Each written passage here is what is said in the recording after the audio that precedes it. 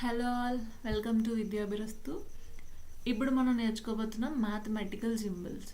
Okay, plus అంటే ఎడిషన్కి use చేస్తాం, మైనస్ సబ్ట్రాక్షన్, ఇంటూ ప్రోడక్ట్కి యూస్ చేస్తాం, product of two numbers, divided by two నెంబర్స్ని డివిజన్ చేయడానికి. ఓకేనా, ఇవి basic symbols. Next plus or minus too, either sum చేయొచ్చు లేదా సబ్ట్రాక్ట్ చేయొచ్చు, రెండిట్లో ఏమైనా చేయొచ్చు అనమాట. ఓకేనా, subtraction.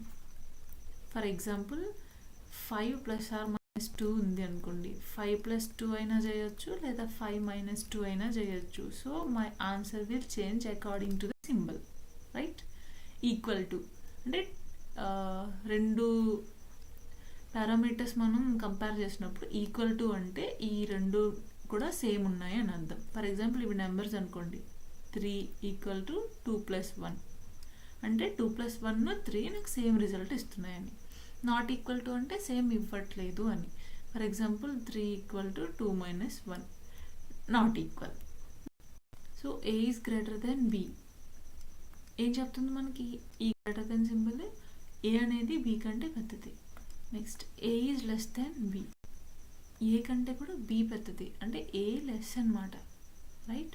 Greater than or equal to, either greater than or equal to, రెండు వర్తిస్తాయి.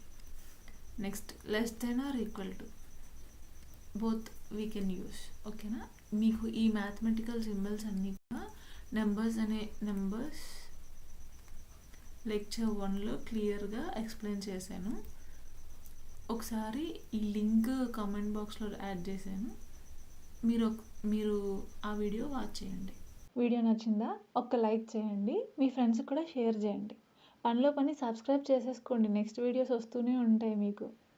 Thank you.